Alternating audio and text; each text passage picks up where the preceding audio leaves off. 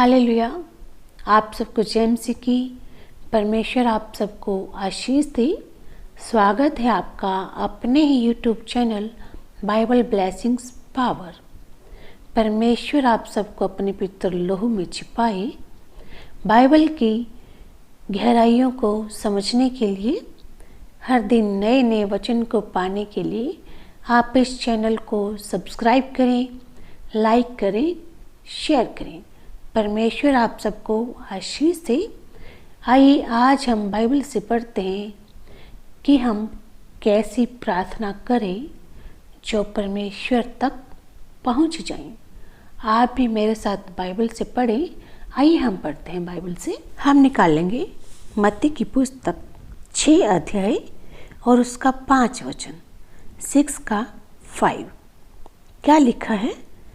जब तू प्रार्थना करे तो कपटियों के समान न हो, क्योंकि लोगों को दिखाने के लिए आराधनालयों में और सड़कों के मोड़ों पर खड़े होकर प्रार्थना करना उनको अच्छा लगता है।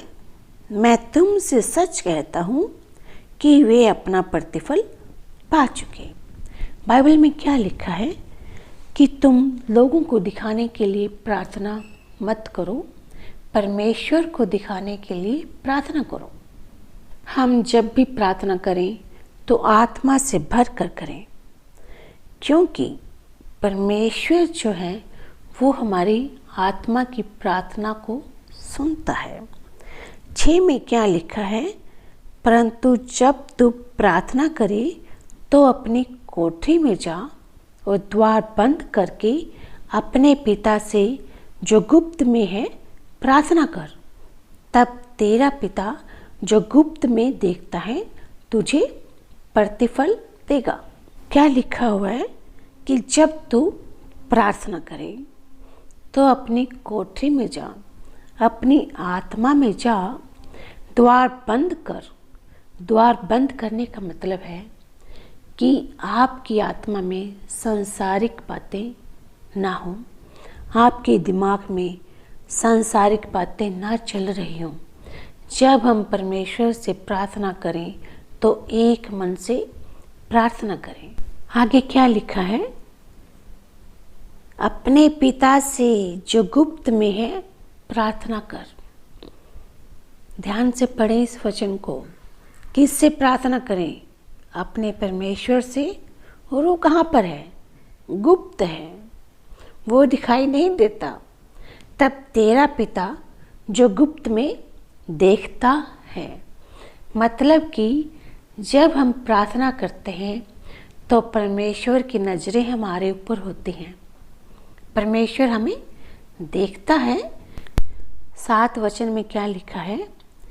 प्रार्थना करते समय अन्य जातियों के समान बकबक न करो, क्योंकि वे समझते हैं कि उनके बहुत बोलने से उनकी सुनी जाएगी।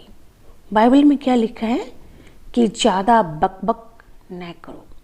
ये ज़रूरी नहीं कि ज़्यादा बोलने से परमेश्वर आपकी प्रार्थना को सुनेगा, बल्कि ज़रूरी ये है कि अगर आप आत्मा में होकर परमेश्वर से प्रार्थना करते हैं तो वो परमेश्वर तक पहुंच जाते हैं। आगे क्या कहते हैं बाइबल? क्योंकि वे समझते हैं कि उनके बहुत बोलने से उनकी सुनी जाएगी। नहीं, ज़्यादा बोलने से हमारी प्रार्थनाएं नहीं सुनी जाती। हम परमेश्वर से वही प्रार्थना करें जिस चीज़ की ज़रूरत है, क्योंकि परमेश्वर जो गुप्त में है वो हमें देखता है कि हम प्रार्थना किस तरीके से कर रहे हैं। आगे 8 में क्या लिखा है? इसलिए तुम उनके समान न बनो, क्योंकि तुम्हारा पिता तुम्हारे मांगने से पहले ही जानता है कि तुम्हारी क्या क्या आवश्यकताएं हैं, क्या क्या ज़रूरतें हैं। बाइबल में प्रार्थना करते समय परमेश्वर ने इन 3 लाइनों में 3 चीज़ों को छोड़ने के लिए हमें कहा है। प्रार्थना करते समय हमें कुछ बातों को छोड़ना होता है। इन्हीं वचनों में आप पढ़ें तो पाएंगे, पहली बात है कि हमें सड़क के मोड़ों पर, आराधनालयों में लोगों को दिखाने के लिए प्रार्थना नहीं करनी। दूसरा है ज़्यादा बकबक नहीं करना, ज़्यादा नहीं बोलना। और तीसरा है कि परमेश्वर जानता है कि हमें किस चीज़ की ज़रूरत है, सिर्फ वही प्रार्थना करनी है जो बहुत ज़रूरी है। आगे 9 में लिखा है, अतः तुम इस रीति से प्रार्थना किया करो, हे हमारे पिता, तू जो स्वर्ग में है, तेरा नाम पवित्र माना जाए। सबसे पहली प्रार्थना है कि परमेश्वर तू पवित्र है, तू स्वर्ग में है, तेरा राज्य आए, तेरी इच्छा जैसे स्वर्ग में पूरी होती है वैसे ही पृथ्वी पर भी हो। 10 वचन को ध्यान से पढ़ें। हम क्या चाहते हैं कि हमारी इच्छा पूरी हो, लेकिन बाइबल क्या कहती है कि हे परमेश्वर तेरी इच्छा पूरी हो। आगे 11 में क्या लिखा है, हमारी दिन भर की रोटी आज हमें दे। दिन भर की रोटी का मतलब है आत्मिक वचन, दूसरी रोटी जो हम खाते हैं। 12 में क्या लिखा है, और जिस प्रकार हमने अपने अपराधियों को क्षमा किया है वैसे ही तू भी हमारे अपराधों को क्षमा कर।